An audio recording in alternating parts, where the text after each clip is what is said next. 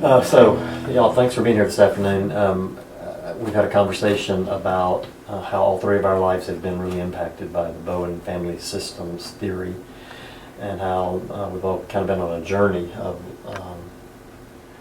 first utilizing that, and I think ultimately coming to really value that. All of us teach it, all of us coach out of it, and so we decided we'd get together and have a conversation about the 5 concepts that the coaches use in their training. And I thought a good place to begin would be just to talk about, from your own perspective, how you got connected to family systems, and whatever you'd say about your valuing of that, how you're using that in your own life right now. And I can begin that process. Actually, Tricia was the one who first introduced this to me. James Furr and Mike Bonham and I had written this book called Leading Congregational Change. And I don't know if it says it in the book, but as we were working on the book, there was this deal where we would say over and over, if the city is going to be changed, churches have to be changed. And if churches are going to be changed, then leaders have to be changed. And leaders would always say, that's exactly right. And then they would say, and generally what we hear when we say that is we've got to go back and work harder at the things we're already doing. Pray more, prepare better sermons, preach better. And somewhere in all of that, I got into a conversation with Robert Creech, who was at the time a pastor at the University Baptist Church, had been the longtime pastor there. And he said to me, so have you ever read any family systems? And actually, I said yes. I said when I was in seminary, 25, 30 years ago, C.W. Brister had me read Edwin Friedman's Generation to Generation, and I read it, but it was presented like, this is one thing that's out there among many things that's out there, and I wasn't involved with anybody who was practicing any of this or using any of this. And so it was a book I read and wrote a report on, and then sat on the shelf, and it's been on my shelf for all those years until recently. Robert's conversation about thinking about relationships as systems rather than as linear cause and effect was the beginning. And then pretty quickly it occurred to me that Tricia knew some stuff about this, and so we invited her into that conversation, and that conversation resulted in us writing The Leader's Journey, which is a book that attempted to translate family systems to pastors of local congregations. And so that was kind of the genesis of all this for me. What about for you? My story is it overlaps yours. Yeah. I got it in grad school, and working on training as a therapist, and found it really exciting, life-changing. It intersected with what I believed about human nature and what I believed about change. But it wasn't until we started those conversations that I brought it out of the counseling context and realized that it applied to life in general, right. And that it wasn't just about individual people getting more mature, but that systems could get more mature, and that congregations could become more mature, and families could become more mature, and that's when it really got exciting. And because they could become more mature, then they could actually function more like they were designed to function. Exactly. Yeah. Right. Right. And that it explained why we keep getting stuck in all the same ways. Right. And that's what made it exciting for me. Yeah. Well, for me, it was y'all's book. Was kind of my introduction. I think I might have read a book in seminary, but it made such an impact I don't even remember it.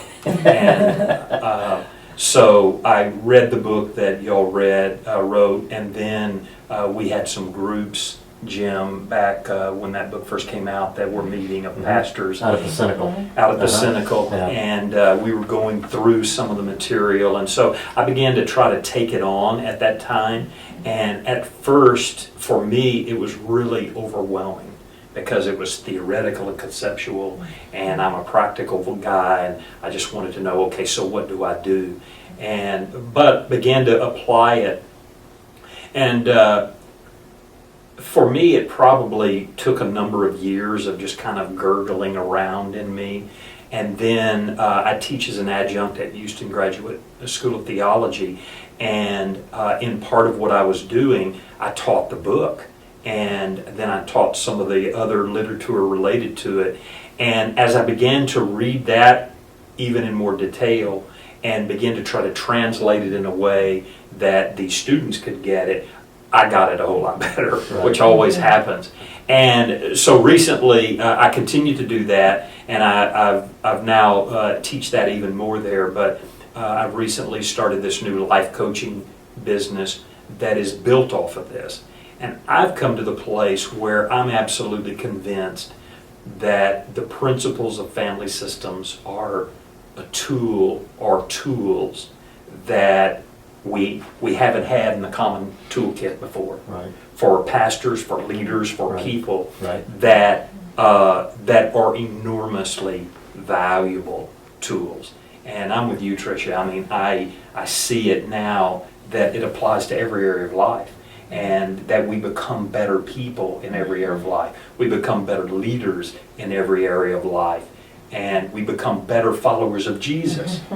If these help us to become better followers of Jesus. And so it's absolutely had a tremendous impact on me and continues to do so because of all those things. And I'm committed now to say that, gosh, we've got to get this into the hands of as many people as we can, because they need help and we need help. And the fun thing is, once you see it, you can't not see it. Yeah. And Yeah, exactly. Well, and so there's You see it everywhere. There's two other things about all that for me. When you brought it out of the counseling room and into real life and organizational life, the other thing that happened for me when we started working on the book was that I really had to go back and theologize about it.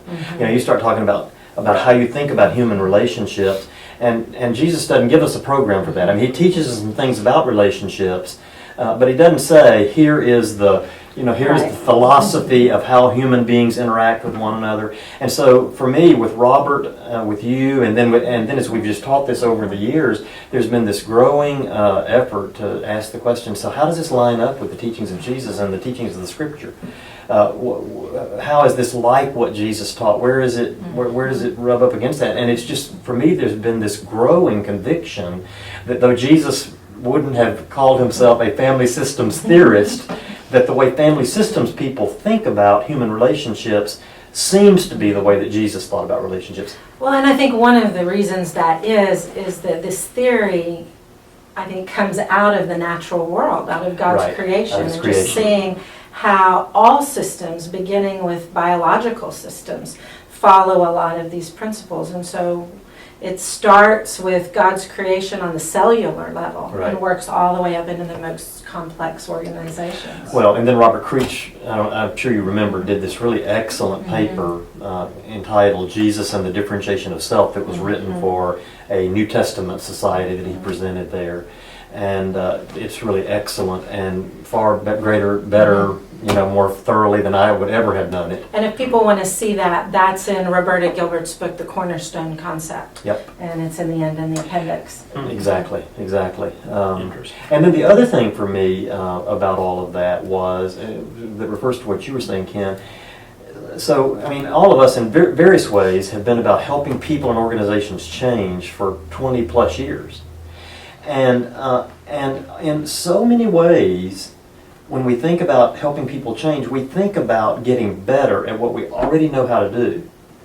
In the Faithwalking community and in the journey that we're on, I mean, I just have daily experiences with people where they'll say, I am being different in my relationships and I'm getting a different outcome than I've ever gotten, and that's so hopeful. So the second thing for me is that this is not about going back to our families that might not be working the way we want to, or going back to our congregations or back to our businesses and working harder. It really is a fundamentally different way of being in those relationships. I don't know if that communicates, but it's a different way of thinking about how to do those relationships, and then it's a different way of being in those relationships. Which to me is what repentance is. You Right. know, being willing to That's not great. do what I've always done better, Right. but to actually be willing to do something different. To change be my mind different. and be different. And Exactly. reorient my life. Exactly. Yeah. Exactly. The other thing for me, Jim, that has really come into my awareness recently, in your first book, you talked about all of the components of change, but at the heart of it was spiritual and relational vitality. Right. And for most of us in church life, we assume that if we get the spiritual vitality right, which basically means if all of our people know the Bible really well, Right. then the relational vitality will take care of itself. Right. And yet, the reality is that that didn't happen, because good, well-meaning followers of Jesus get bent out of shape with one another, have fights, quit speaking to one another, get angry and have bitterness toward one another. And where I've come to is that the principles of systems thinking and family systems kind of create it helps us identify that there's a cap to our relational ability. Yeah. And that if we don't increase that cap, we will always behave Right. in the ways that we've been And in fact, behaving. that cap is so what results are you getting in your family?